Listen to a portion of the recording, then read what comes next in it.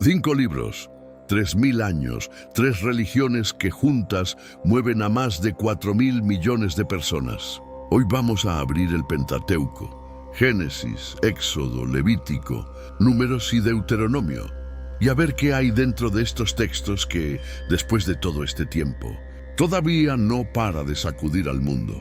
Hay historias que ya conoces, hay detalles que nadie te contó jamás, y hay preguntas que estos libros hacen desde hace 3000 años y que siguen siendo exactamente las nuestras. Empecemos. Génesis es el libro más famoso de la Biblia y probablemente el más malentendido, porque la mayoría cree que ya sabe lo que dice. La creación, Adán y Eva, la manzana, la serpiente, Noé y el arca. Historias que aparecen en películas, en cuadros, en canciones. Pero cuando abrís el texto original y lo lees despacio, aparecen detalles que nadie te contó. Detalles que cambian completamente la forma de entender estas historias. Y eso es exactamente lo que vamos a hacer acá. La primera palabra de la Biblia en hebreo es Bereshit. Significa en el principio. Pero en el hebreo original, esa palabra está en una forma gramatical que indica un proceso en curso, no un momento puntual. No es en el instante exacto en que todo empezó. Es más parecido a en el comienzo de este proceso que está arrancando. 3000 años antes de que existiera la cosmología moderna, antes del Big Bang, antes de cualquier teoría científica sobre el origen del universo, el texto ya sugería que el origen no fue un clic, fue un desarrollo. Eso no es menor. Y hay otro detalle que casi nadie menciona cuando habla de la creación. El texto no dice que Dios creó todo de la nada. Lo que dice es que tomó algo que ya existía, ese caos inicial, esa oscuridad y ese vacío, y lo ordenó, lo organizó, como un escultor que no fabrica el mármol, sino que le da forma a lo que ya está ahí. La palabra que usa el texto en hebreo para crear es bara, y su uso en la Biblia siempre implica dar forma, organizar, estructurar. La pregunta entonces no es solo cómo empezó todo, es qué significa transformar el caos en algo con sentido. Y esa pregunta, curiosamente, sigue siendo nuestra hoy. Dios crea el mundo en 6 días y descansa en el séptimo. Ese séptimo día, el Shabbat, va a convertirse en una de las instituciones más revolucionarias de la historia antigua. En el mundo del cercano oriente, en esa época, el descanso era un privilegio de los dioses y de los reyes. El pueblo trabajaba sin parar.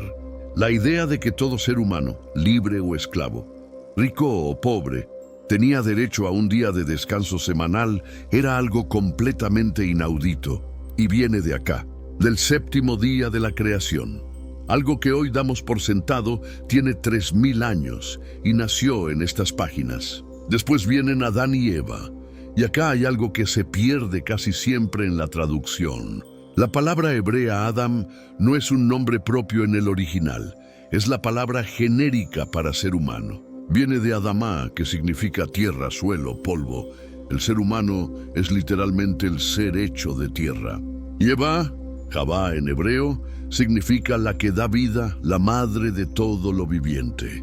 No son nombres de personajes de cuento, son descripciones de lo que somos. El texto está diciendo algo sobre la naturaleza humana desde el primer momento. Somos tierra que respira. Somos polvo con conciencia. Y esa tensión entre lo material y lo espiritual va a recorrer toda la Biblia de principio a fin. Luego está la serpiente, el fruto prohibido, la caída. Y acá el texto hace algo que es incómodo si lo lees con atención. Cuando Dios le pregunta a Adán si comió del fruto, él responde: la mujer que me diste por compañera me dio del fruto y yo comí. Génesis capítulo 3, versículo 12. La primera excusa de la historia humana. Y fíjate lo que está haciendo. No solo le echa la culpa a Eva, le está echando la culpa a Dios por haberle dado esa mujer. La responsabilidad sale rebotando hacia arriba. 3000 años después seguimos haciendo exactamente lo mismo. El texto lo captó con una precisión que todavía duele. Eva tampoco queda mejor parada. Cuando Dios le pregunta a ella, responde: La serpiente me engañó y comí. La cadena de responsabilidades esquivadas es perfecta. Adán culpa a Eva y a Dios. Eva culpa a la serpiente. Nadie dice, lo hice yo y fue un error. Es la primera descripción de algo que los psicólogos modernos llaman externalización de la culpa. Y está acá, en el tercer capítulo del primer libro de la Biblia. Como si el texto supiera exactamente cómo funciona la mente humana cuando hace algo que sabe que está mal. Después de la caída vienen Caín y Abel, el primer crimen. Y Dios le hace a Caín una pregunta que todavía resuena. ¿Dónde está tu hermano Abel? Génesis capítulo 4, versículo 9. Dios sabe perfectamente lo que pasó. No pregunta por información. Es una invitación a confesar. A hacerse responsable. A dar el paso que Adán y Eva no dieron. Y Caín responde con una de las frases más citadas de toda la Biblia. ¿Acaso soy yo el guardián de mi hermano? Génesis capítulo 4, versículo 9. Esa pregunta lleva siglos sin respuesta oficial. Pero el texto, si lo lees con cuidado, deja bastante claro cuál debería ser. La respuesta implícita es sí. Sí somos responsables del otro. Sí somos guardián de nuestro hermano. Y el primer crimen de la historia humana sucedió exactamente cuando alguien decidió que no. Y entonces llega Noé.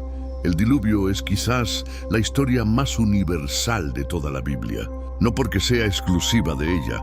Hay versiones del diluvio en la epopeya de Gilgamesh, en textos hindúes, en tradiciones indígenas de América, en mitos griegos. La imagen de una gran inundación que borra y reinicia la humanidad aparece en culturas que nunca tuvieron contacto entre sí. Lo que hace única a la versión bíblica es lo que pasa después del agua. No hay venganza divina, no hay castigo definitivo, hay una promesa.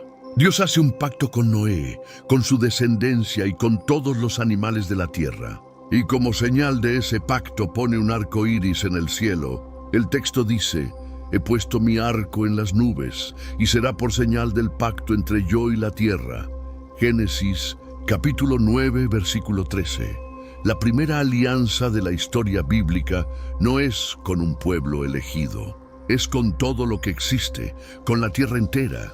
Esa escala dice algo sobre la visión del texto que muchas veces se pasa por alto.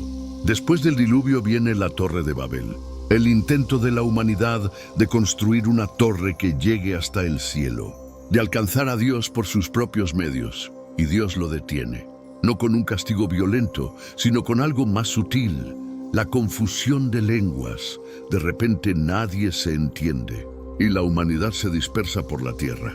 Es una historia sobre el orgullo, sobre los límites de lo humano, sobre la diferencia entre buscar a Dios y querer ser Dios. Y también es, curiosamente, la explicación que el texto da a la diversidad de lenguas y culturas del mundo. Todo eso en un episodio de 11 versículos. La densidad narrativa de Génesis es extraordinaria. En el capítulo 12 de Génesis, algo cambia de manera radical. Hasta ahí, la Biblia venía hablando de toda la humanidad. La creación, la caída, el diluvio, la Torre de Babel, historias enormes, cósmicas, universales. Y de repente el foco se cierra. La cámara hace zoom sobre un hombre solo. Un hombre que vive en una ciudad llamada Ur, en lo que hoy es el sur de Irak, en una de las civilizaciones más avanzadas del mundo antiguo, y Dios le habla. Lo que Dios le dice es una de las órdenes más desconcertantes de toda la Biblia. Vete de tu tierra y de tu parentela y de la casa de tu padre, a la tierra que te mostraré. Génesis, capítulo 12, versículo 1. Sin dirección exacta, sin coordenadas, sin fecha de llegada, sin garantías. Solo andate. Deja todo lo que conoces y camina hacia algo que yo te voy a mostrar en el camino. No antes. En el camino. Es una orden que le pide al receptor que confíe antes de tener cualquier razón para hacerlo. Y lo más increíble es que Abraham, que en ese momento todavía se llamaba Abram, se fue. Tenía 75 años y se fue. Ese momento es el punto de partida del judaísmo, del cristianismo y del islam. No una batalla épica, no un milagro espectacular frente a miles de personas. Un hombre de 75 años que agarra sus cosas, a su esposa, a su sobrino y a toda su gente y camina hacia lo desconocido porque escuchó una voz. Y esa voz le hizo una promesa triple, una tierra, una descendencia tan numerosa como las estrellas y una bendición que iba a alcanzar a todas las naciones de la tierra. Esa promesa es el motor narrativo de todo el Pentateuco y de mucho más que el Pentateuco. Pero Abraham no es un personaje de cuento de hadas. El texto lo muestra con una honestidad que a veces incomoda. En el capítulo 12, apenas llega a Egipto, le dice a su esposa Sara que diga que es su hermana para proteger su propia vida. Sara es hermosa y Abraham tiene miedo de que el faraón lo mate para quedarse con ella. Lo hace. Sara entra al palacio del faraón y Abraham recibe regalos a cambio. Es difícil no sentir incomodidad al leer eso. Y más difícil todavía cuando, capítulos después, hace exactamente lo mismo con otro rey. 2 veces el mismo error. El texto no lo excusa, lo cuenta y sigue. Como si supiera que los héroes de la fe también son personas que fallan de maneras que nos resultan cercanas. Y luego está la historia que más incomoda a los lectores modernos, la del sacrificio de Isaac.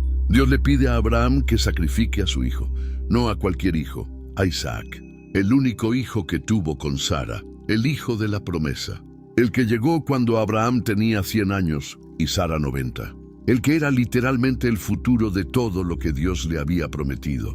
Y Abraham obedece, madruga, carga la leña, camina 3 días, sube al monte, ata a Isaac, levanta el cuchillo, y en el último segundo un ángel lo detiene. No extiendas tu mano sobre el muchacho, ni le hagas nada, porque ya conozco que temes a Dios. Génesis capítulo 22, versículo 12. Hay un carnero enredado en los arbustos. El sacrificio se realiza con el animal. Isaac vive. Ese episodio ha generado más debate filosófico y teológico que casi cualquier otro texto del mundo antiguo. Era una prueba, casi seguro. Era también un mensaje cultural en un mundo donde el sacrificio de primogénitos era una práctica real en varias culturas del cercano Oriente. ¿De qué el Dios de Israel no quería eso? Muchos estudiosos lo creen. ¿O hay algo más oscuro y más complejo ahí? El texto no lo explica, no cierra la interpretación. Y esa apertura lleva 3000 años generando conversaciones que no terminan. Después viene Jacob, nieto de Abraham, hijo de Isaac. Y si Abraham es el hombre de la fe, Jacob es el hombre de la lucha y del engaño, literalmente. Su nombre en hebreo viene de una raíz que significa talón, porque nació agarrando el talón de su hermano gemelo Esaú, pero también tiene connotaciones de astucia, de maniobra, y Jacob maniobra toda su vida. Le roba la primogenitura a Esaú con un plato de lentejas. Le roba la bendición paterna disfrazándose.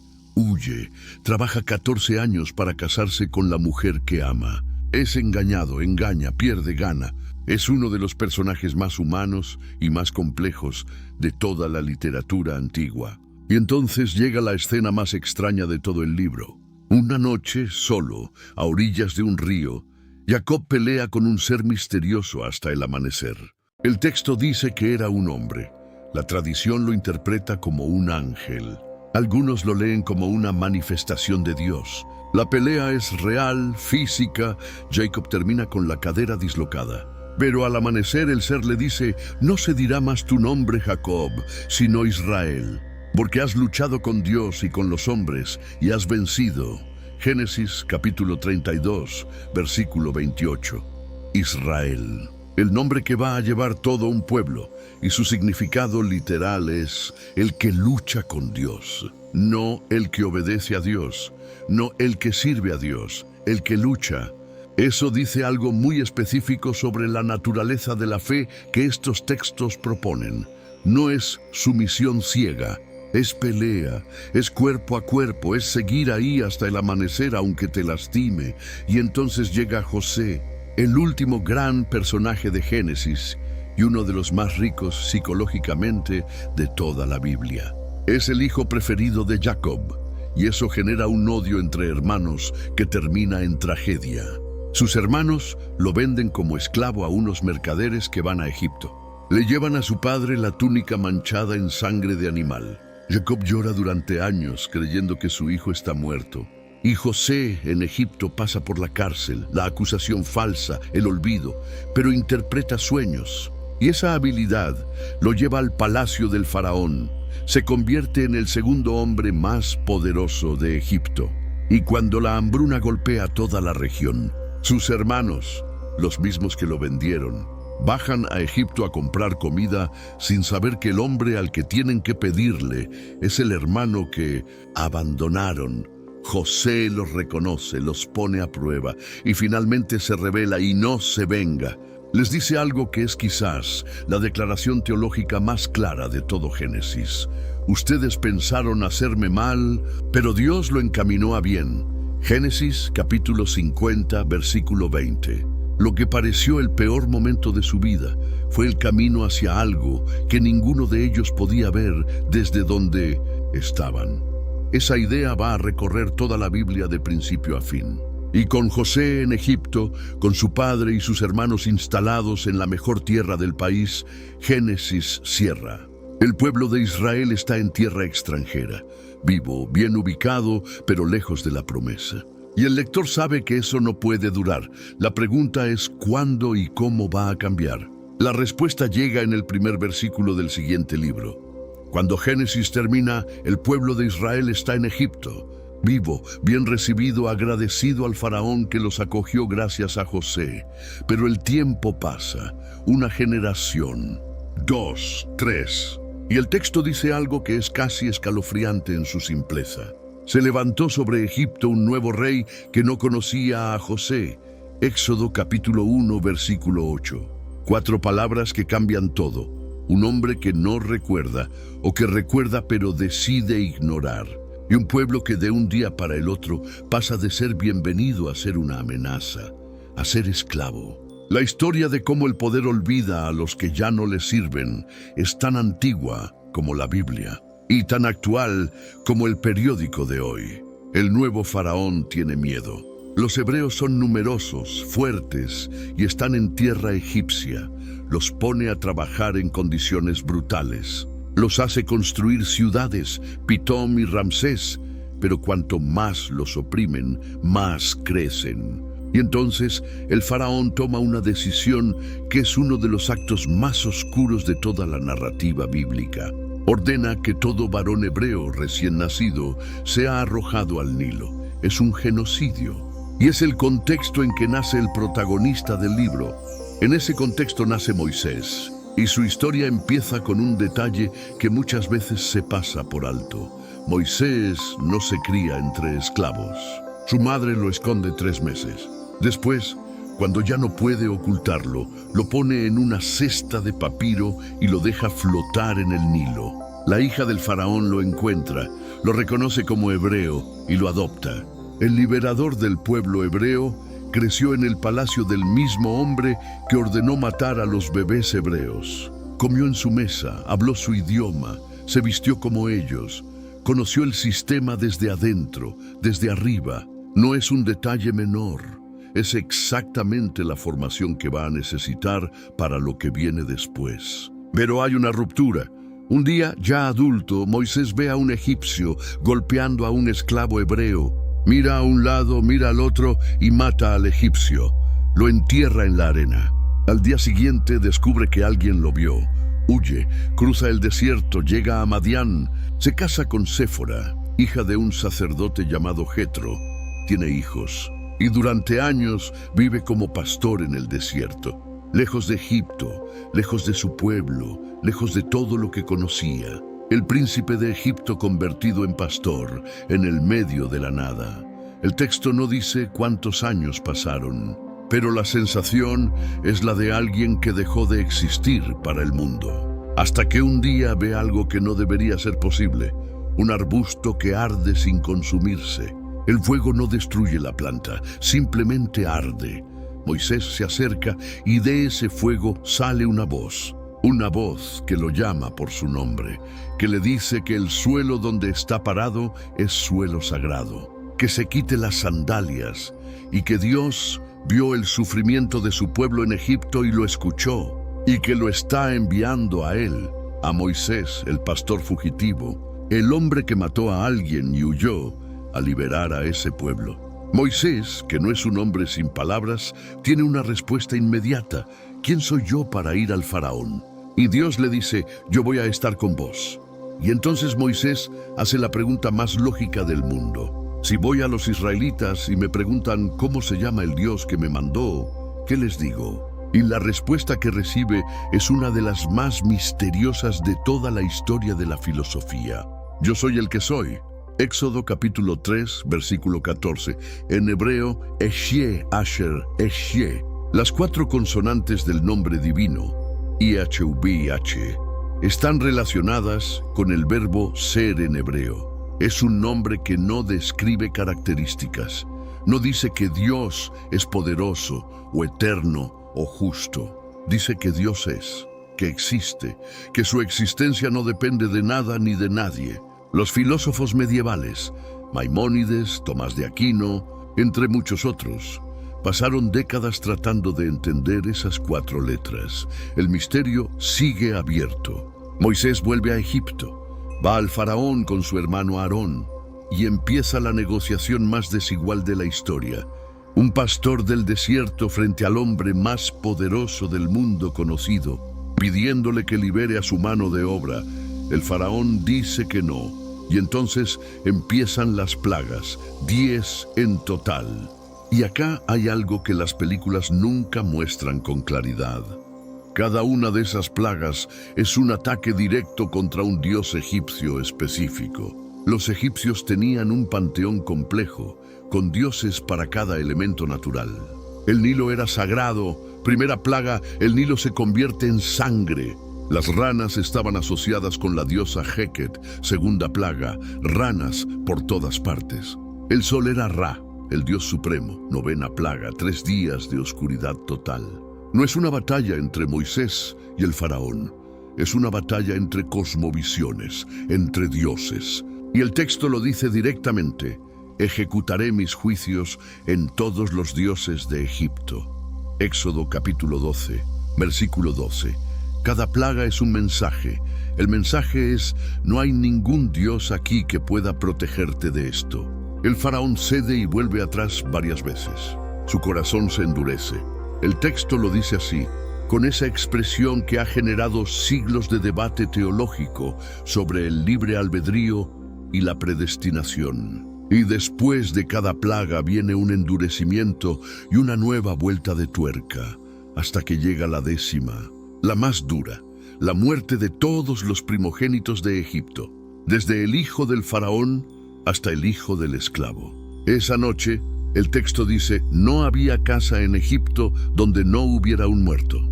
Para proteger al pueblo hebreo, Dios da una instrucción precisa: sacrificar un cordero sin defecto, pintar con su sangre los marcos de la puerta, comer la carne esa misma noche con el pan sin levadura y las hierbas amargas, vestidos y listos para salir. Esa noche, la muerte pasa por encima de las casas marcadas con sangre. De ahí viene el nombre, Pascua, en hebreo Pesaj, pasar por encima. Y esa institución, la cena de Pascua, el Seder, se sigue celebrando hoy, más de 3000 años después, en hogares judíos de todo el mundo. Cada año, la misma historia, la misma noche, el mismo cordero, la misma promesa de que el que marcó la puerta no fue olvidado. Y esa noche cambia todo. El faraón llama a Moisés en medio de la oscuridad y le dice que se vayan, que se lleven todo, sus animales, sus pertenencias, todo, y que bendigan al pueblo egipcio antes de irse. Un pueblo entero, después de 400 años de esclavitud, sale caminando en la noche hacia la libertad. Pero lo que les espera del otro lado del desierto no es exactamente lo que esperaban. El mar Rojo se abre. El pueblo cruza. El ejército del faraón, que salió a perseguirlos, queda sepultado en las aguas. y del otro lado hay desierto, solo desierto, sin comida, sin agua, sin un camino claro. Y ahí es donde empieza el verdadero desafío. Porque resulta que salir de la esclavitud es infinitamente más fácil que aprender a vivir en libertad.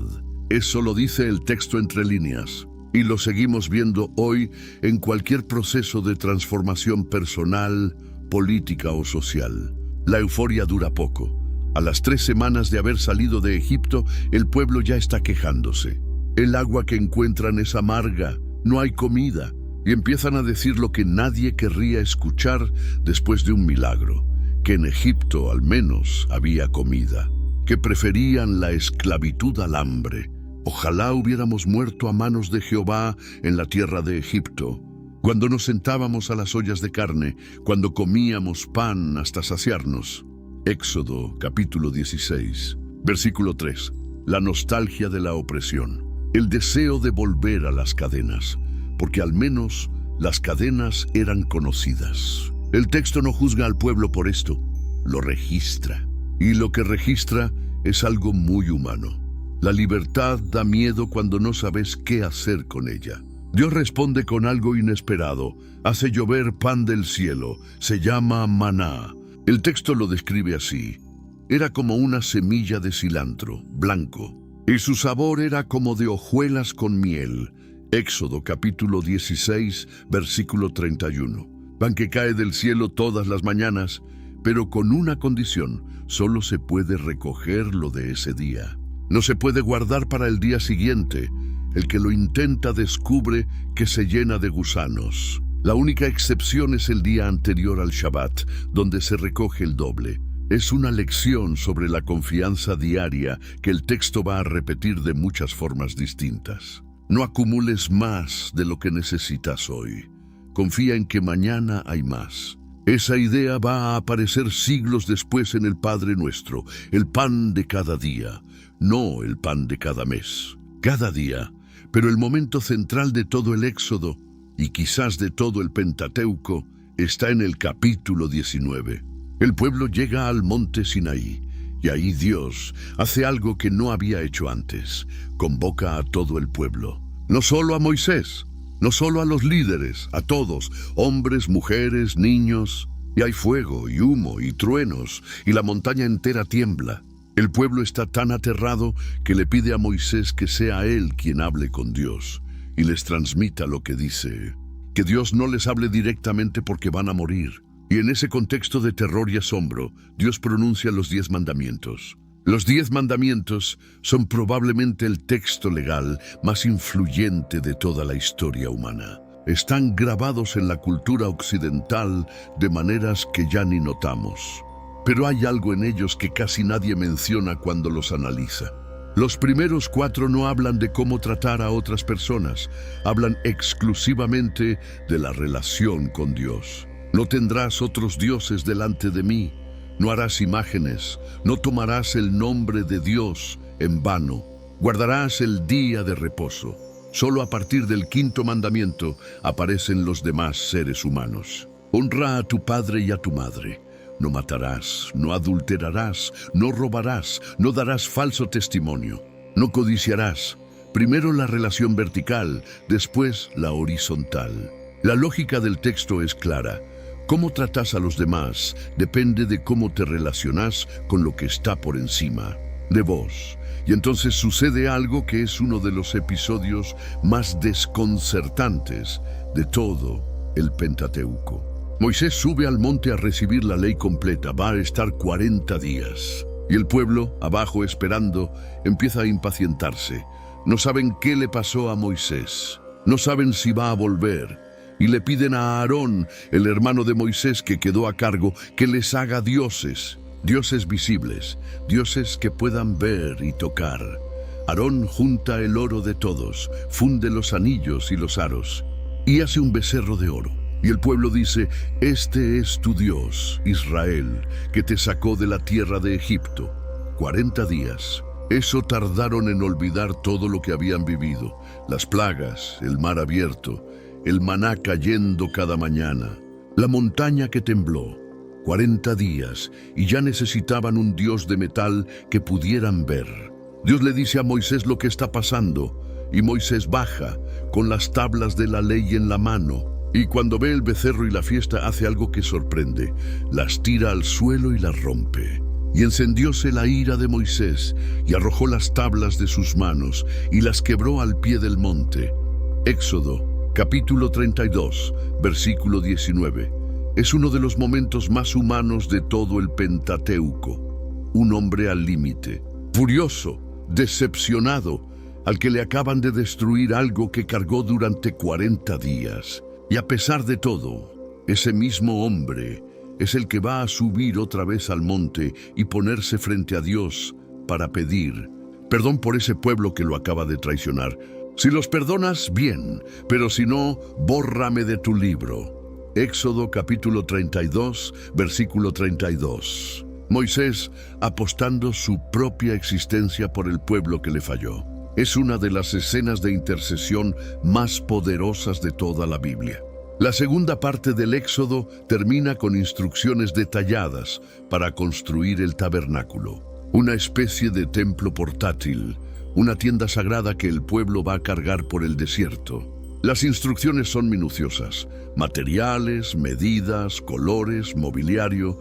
A primera lectura parece excesivo, pero hay una razón para esa precisión. El tabernáculo es el lugar donde Dios va a habitar en medio del pueblo. Y cuando finalmente queda terminado, el texto dice algo que es el clímax de todo el libro. Una nube cubre el tabernáculo y la gloria de Dios lo llena, porque la nube de Jehová estaba de día sobre el tabernáculo y el fuego estaba de noche sobre él. Éxodo, capítulo 40, versículo 38. Dios no se queda en el cielo, viene a vivir en medio del campamento, en medio del pueblo, en una tienda. Esa imagen, Dios habitando en lo cotidiano, en lo portátil, en lo que se puede mover y cargar, es una de las ideas más revolucionarias de toda la religiosidad antigua y va a cambiar absolutamente todo lo que viene después. Levítico es el libro donde la mayoría de la gente abandona su plan de leer la Biblia en un año. Y es completamente entendible. El libro arranca con instrucciones detalladas sobre cómo sacrificar animales. ¿Qué tipo de animal según cada ocasión? ¿Cómo degollarlo? ¿Qué hacer con la sangre? ¿Rociarla, derramarla, untarla según el caso? ¿Qué partes quemar en el altar y cuáles comer? No es exactamente una lectura ligera. Muchos lectores modernos lo cierran en el capítulo 3 y no vuelven. Pero los que se quedan descubren algo que no esperaban. Uno de los textos más radicales de todo el Antiguo Testamento. El libro entero gira en torno a una sola idea: la santidad. En hebreo, kadosh, una palabra que aparece más de 80 veces en Levítico y que no significa exactamente lo que pensamos cuando decimos santo en español, algo puro, angelical, alejado del mundo. Kadosh significa separado, distinto, diferente. La idea es que Dios es radicalmente diferente a todo lo que existe. No es un Dios más en un panteón, no es una fuerza de la naturaleza. Es algo completamente otro. Y el pueblo que quiere vivir en relación con ese Dios tiene que reflejar algo de esa distinción en su manera de vivir, de comer, de relacionarse, de tratar a los demás.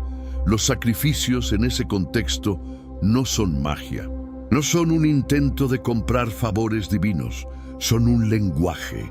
Una manera de comunicarse y de acercarse a un Dios santo cuando vos sabés que no lo sos. El sistema es elaborado. Hay distintos tipos de ofrendas para distintas situaciones. El olá, la ofrenda quemada completamente, es una expresión de consagración total. El shelamim, la ofrenda de paz, se comparte entre Dios, el sacerdote y el oferente. Es una comida. El gatat, la ofrenda por el pecado, es para errores no intencionales. El asham, la ofrenda por la culpa, es para transgresiones más específicas. Cada tipo de ofrenda tiene un propósito diferente. El sistema no es arbitrario, es una teología completa expresada en rituales. Y en el medio de todas esas leyes y rituales aparece algo completamente inesperado. En el capítulo 19, entre instrucciones sobre ofrendas y normas de pureza alimentaria, el texto dice esto: no te vengarás ni guardarás rencor a los hijos de tu pueblo, sino que amarás a tu prójimo como a ti mismo. Levítico capítulo 19, versículo 18. Ahí está, en el Levítico, en el libro que nadie lee. La frase que Jesús va a citar siglos después como el segundo mandamiento más grande, después de amar a Dios con todo el corazón.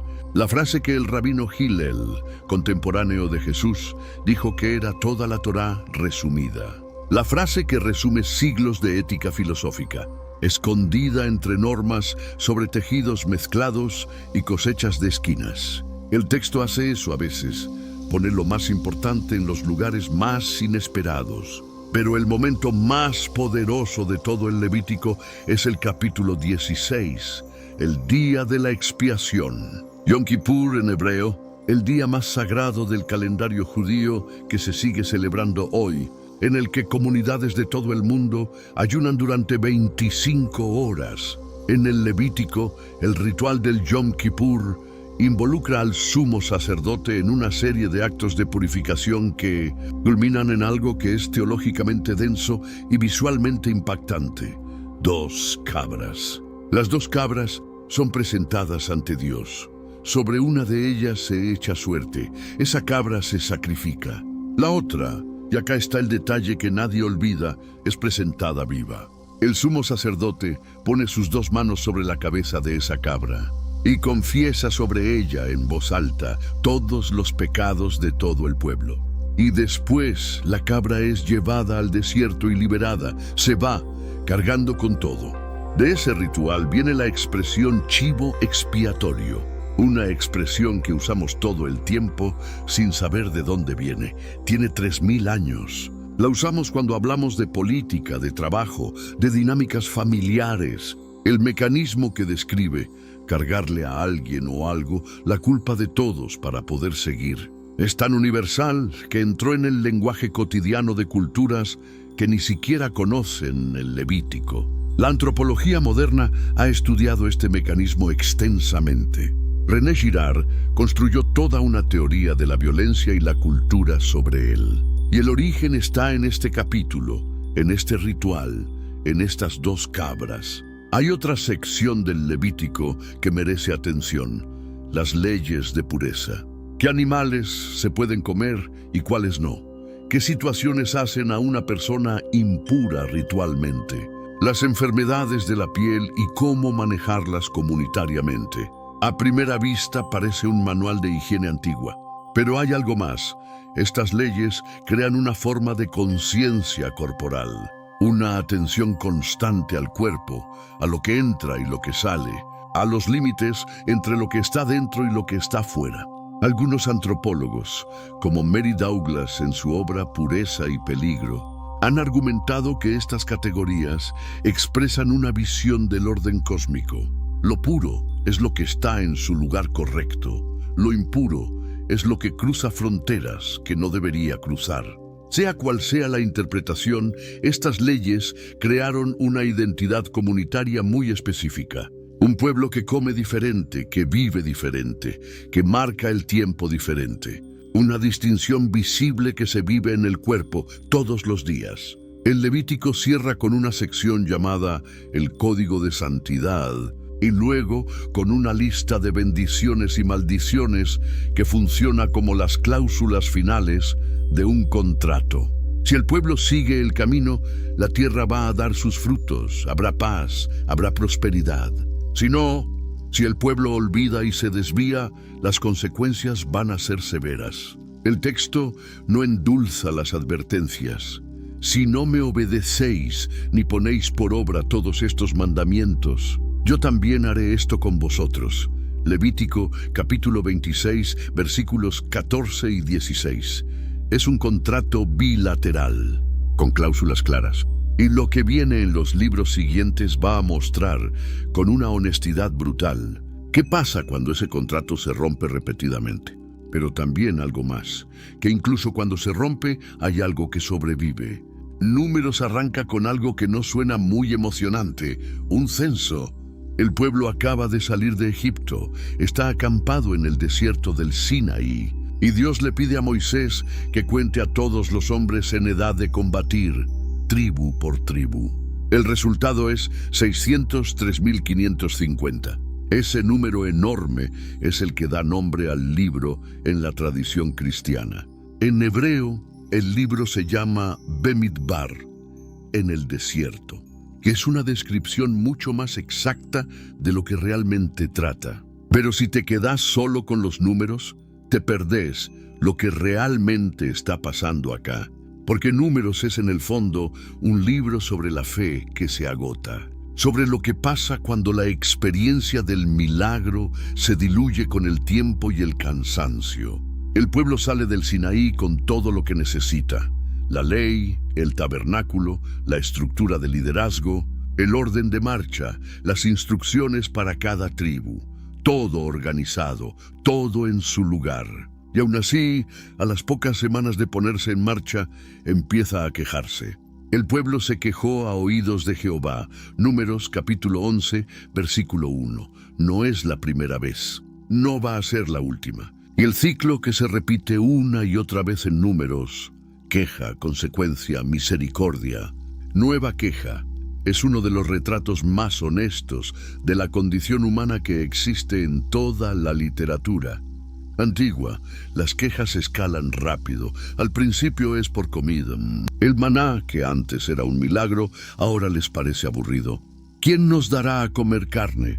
¿Cómo nos acordamos del pescado que comíamos en Egipto de balde, de los pepinos, los melones, los puerros, las cebollas y los ajos? Números capítulo 11, versículos 4 y 5. Es un momento casi cómico, si no fuera tan revelador. Están recordando con nostalgia la comida de cuando eran esclavos. Están idealizando la opresión. El texto no los ridiculiza, pero tampoco los justifica, registra. Y en ese registro hay algo que cualquier persona que haya intentado cambiar algo en su vida puede reconocer.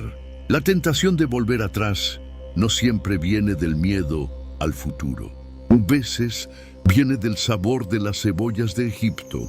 Pero el momento que define todo el libro está en el capítulo 13. El pueblo ya está cerca de Canaán. Es el momento de entrar a la tierra prometida. Moisés manda 12 espías, uno por tribu, a explorar el territorio. Los espías entran, recorren la tierra durante 40 días y vuelven.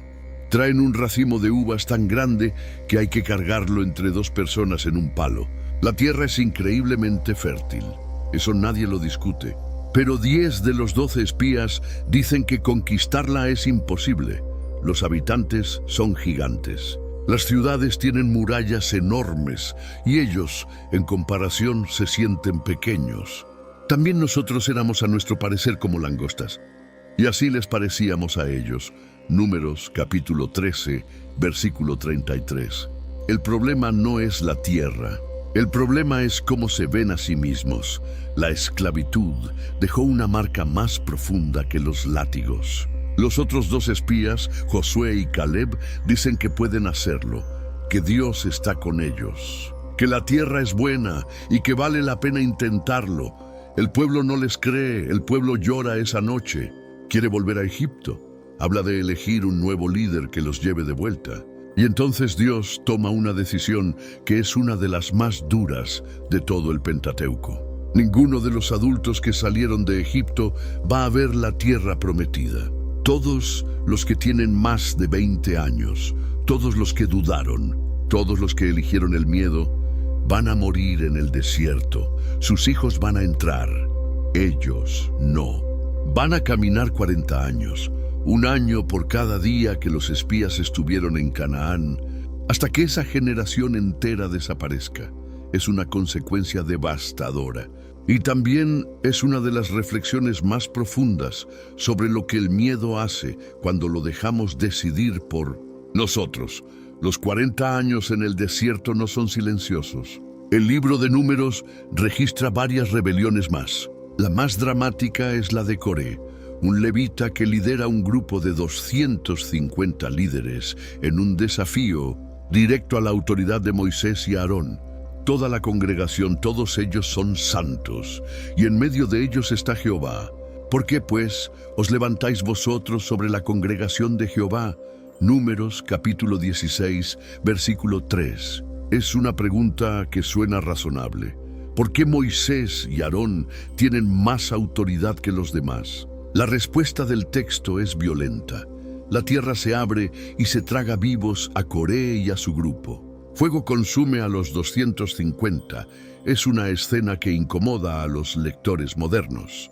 Pero dentro de la lógica del texto, el desafío a la estructura de liderazgo en ese momento equivale a deshacer el orden que hace posible la supervivencia de todo el pueblo en el desierto. Y después viene la escena de la serpiente de bronce. El pueblo habla contra Dios y contra Moisés. Serpientes venenosas invaden el campamento y mucha gente muere. El pueblo reconoce el error y pide ayuda.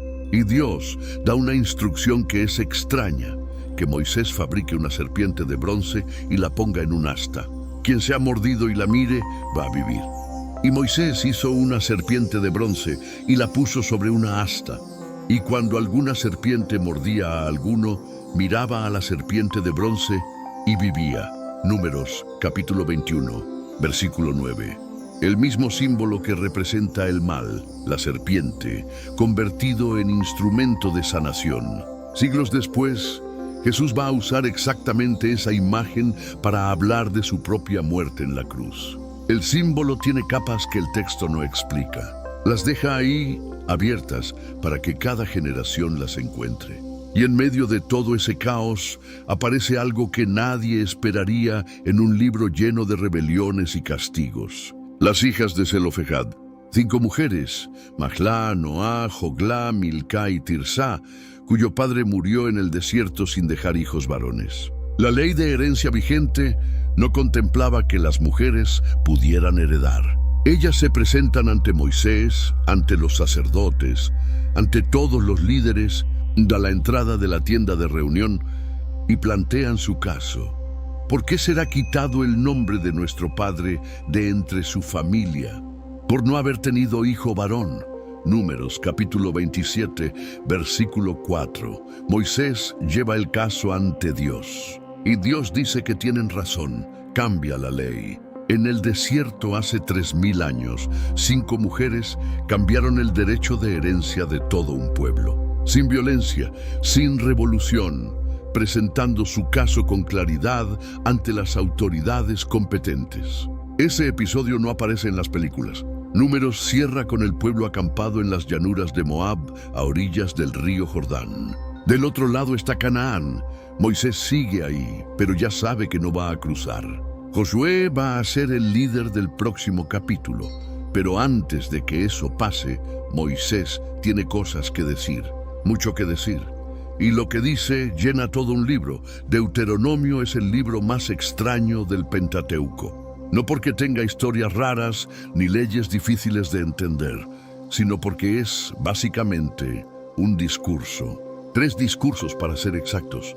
Moisés está parado frente al pueblo en las llanuras de Moab, a orillas del Jordán, sabiendo que no va a cruzar, que va a morir ahí, en ese lado del río, y habla durante capítulos enteros.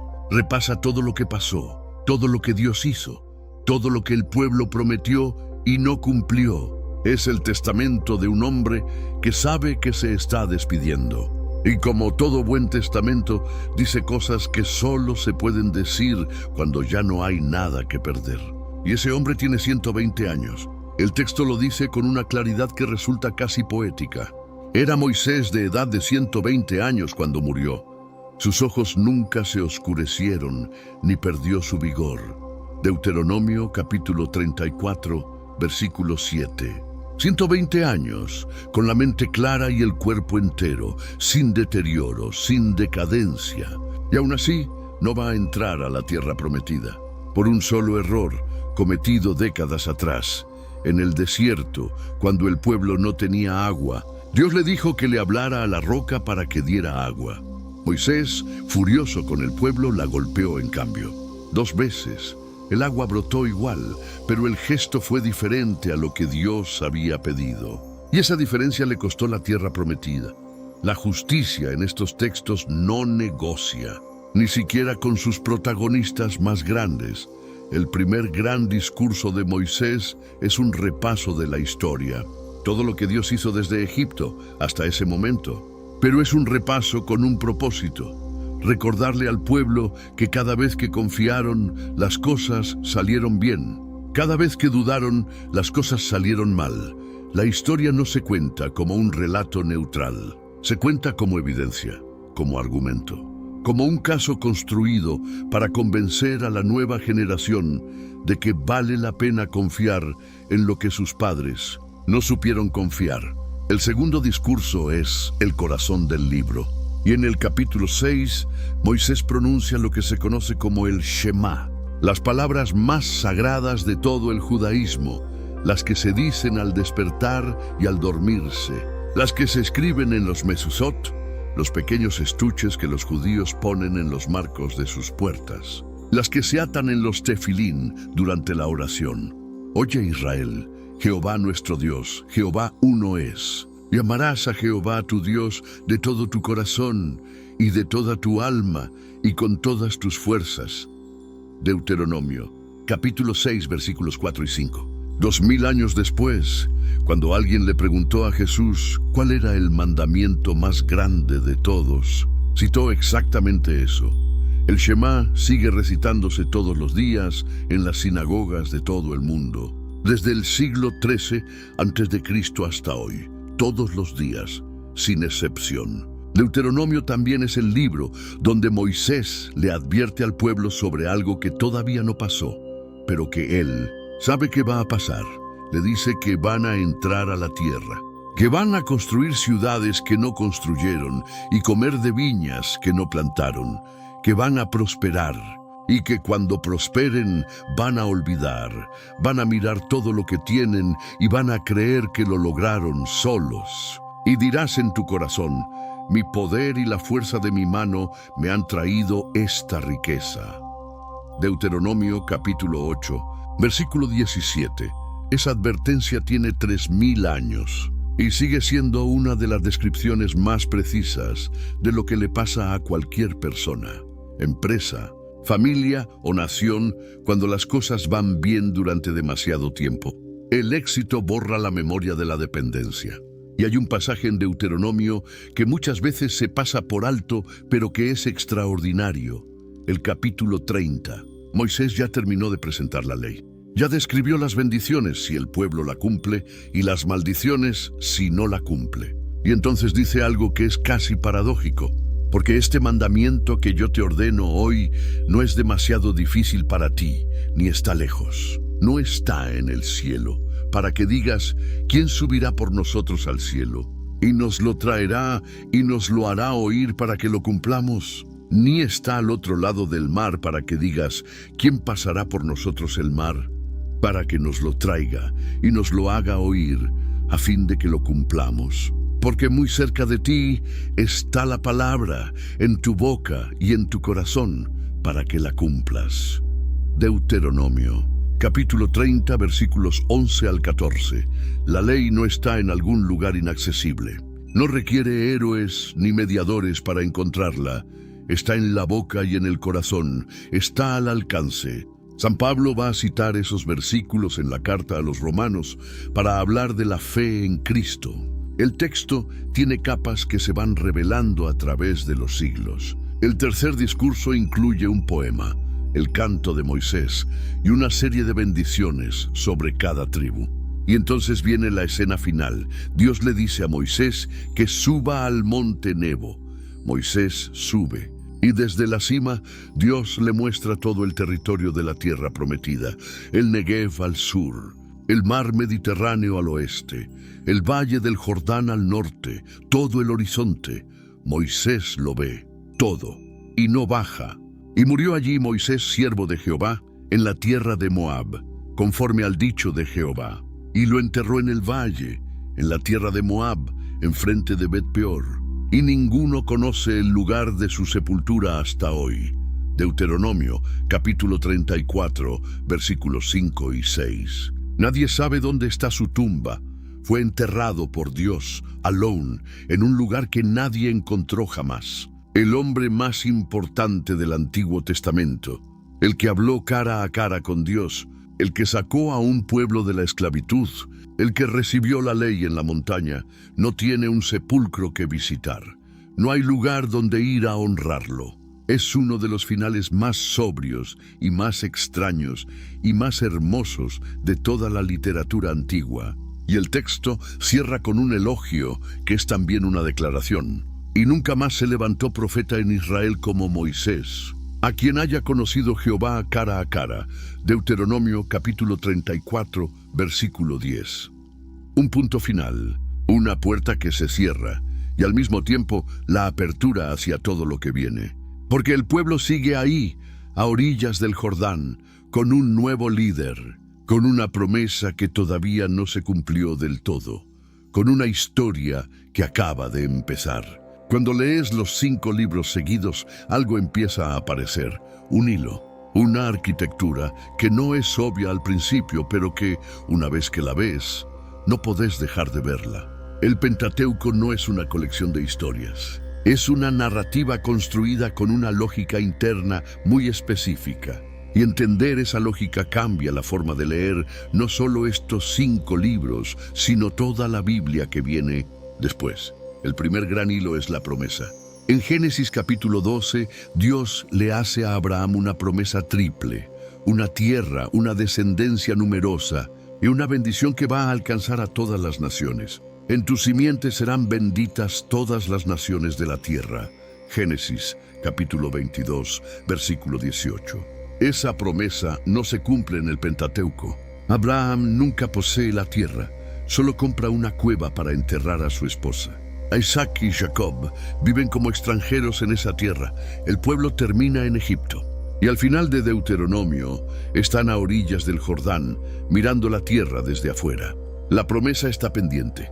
Eso no es un error narrativo, es una decisión deliberada. El Pentateuco termina con la promesa abierta para crear tensión hacia lo que viene. Y lo extraordinario es cómo esa promesa sobrevive. Sobrevive a la esclavitud en Egipto. Sobrevive al becerro de oro. Sobrevive a 40 años de rebeliones, de dudas, de infidelidades. Sobrevive a la muerte de Moisés antes de llegar a la meta. La promesa no depende del comportamiento del pueblo. Esa es la idea central que el texto va construyendo con paciencia a lo largo de 5 libros. El pueblo falla, constantemente, con una regularidad que resulta casi cómica si no fuera tan grave, y la promesa sigue en pie. No porque el pueblo la merezca, sino porque Dios decidió sostenerla. Esa idea va a convertirse en el corazón de toda la teología bíblica posterior. El segundo hilo es la presencia de Dios. Y seguir ese hilo a través de los 5 libros es una de las experiencias de lectura más reveladoras que ofrece el Pentateuco. En el jardín del Edén, Dios camina con los seres humanos en el fresco del día.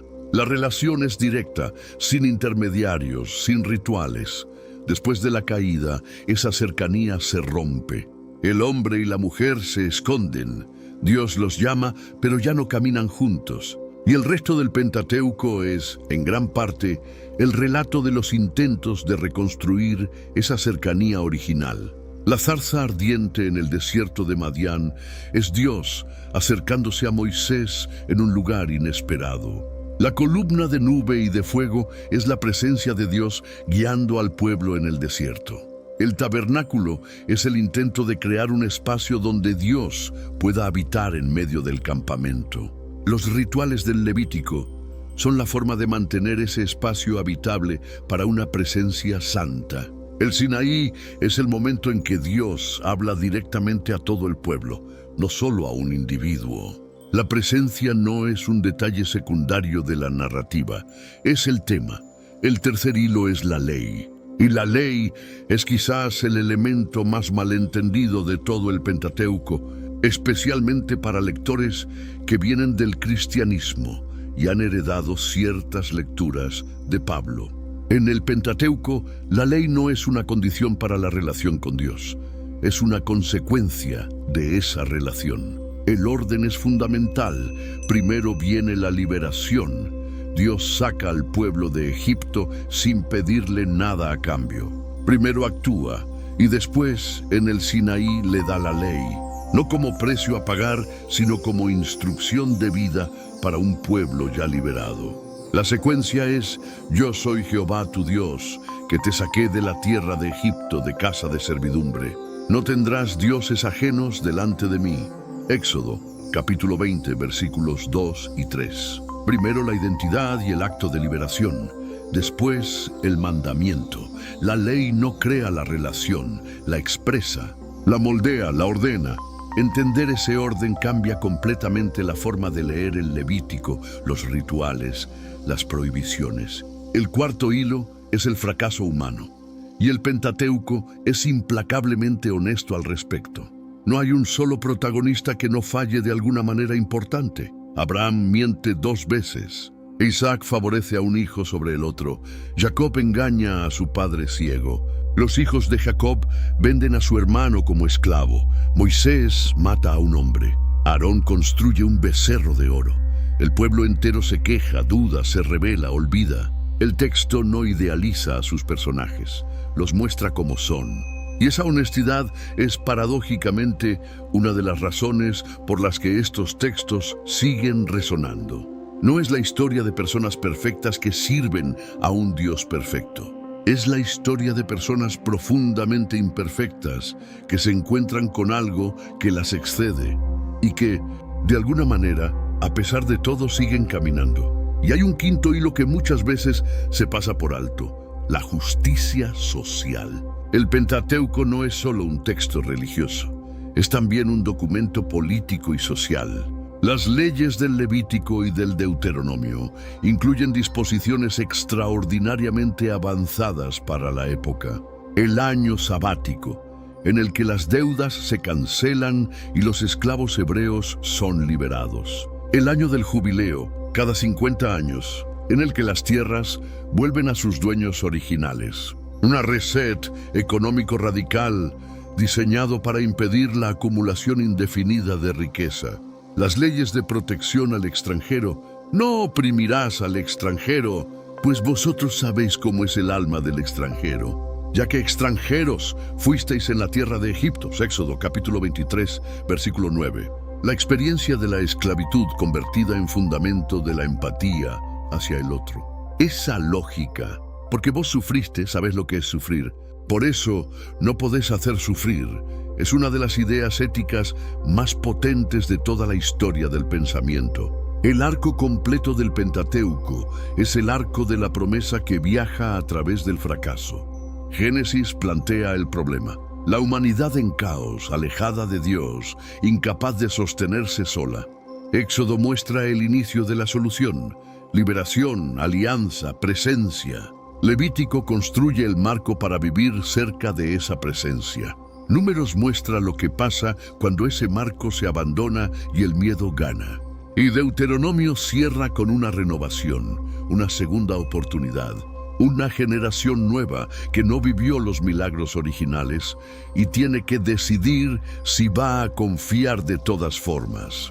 El Pentateuco no termina con respuestas, termina con una pregunta.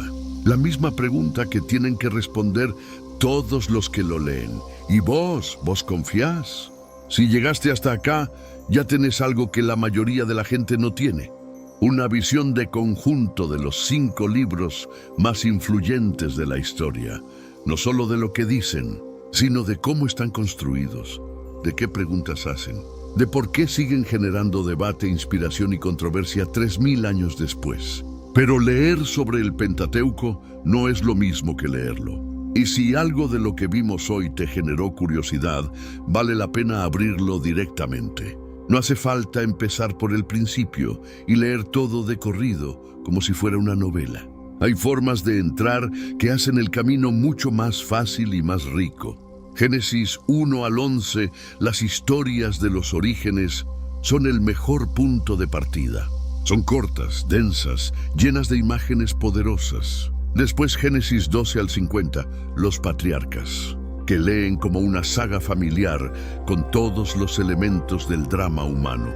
Después Éxodo 1 al 20, el nacimiento de Moisés, las plagas, el Sinaí, que es narrativamente tan fuerte como cualquier novela de aventuras. Para Levítico el truco es no leerlo como un manual de rituales, sino como un intento de responder una pregunta muy humana. ¿Cómo me acerco a algo completamente diferente a mí sin destruirme en el intento? Leído así, cambia completamente. Y si te trabas en las leyes de pureza, salta directamente al capítulo 16, el Yom Kippur, y al capítulo 19, que incluye el mandamiento del amor al prójimo.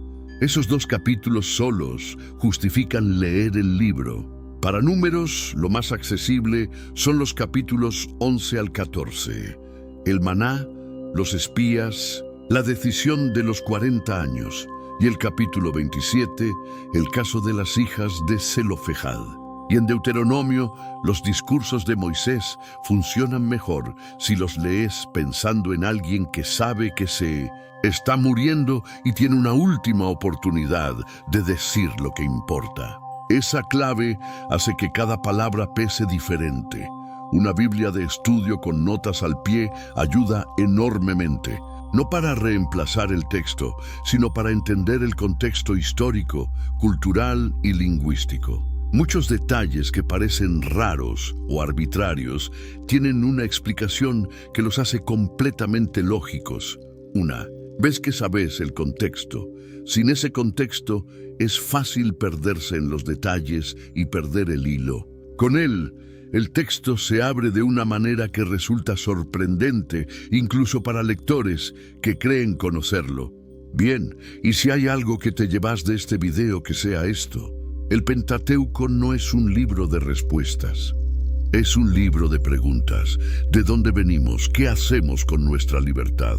¿Qué pasa cuando le fallamos a lo que prometimos? ¿Puede una promesa sobrevivir al fracaso de las personas que la recibieron? ¿Somos responsables de nuestro hermano? ¿Dónde está Abel? Esas preguntas no tienen 3000 años. Las hacemos hoy. Las vamos a seguir haciendo.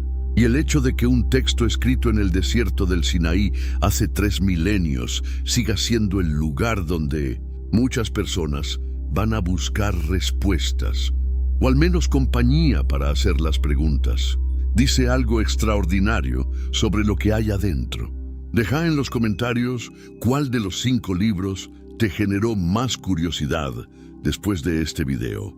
¿O qué personaje del Pentateuco sentís que se parece más a vos? Porque eso dice más de lo que parece. Y si hay algún tema específico que quieras que profundicemos, el sacrificio de Isaac, el Yom Kippur, las leyes del jubileo, los 10 mandamientos, escribilo abajo. Los próximos videos los armamos también con lo que ustedes preguntan. Y antes de irte, una sola cosa. Si este video te aportó algo, una idea nueva, una pregunta que no tenías antes, una historia que no conocías, compartilo, mandáselo a alguien que sepa que le va a gustar. Esos gestos pequeños son los que permiten que este tipo de contenido siga existiendo. Si todavía no estás suscrito al canal, este es el momento. Cada semana hay un video nuevo sobre las historias, los personajes y las ideas que dieron forma a la Biblia. Sin rodeos, solo las historias contadas como merecen ser contadas. Gracias por quedarte hasta el final. Nos vemos en el próximo.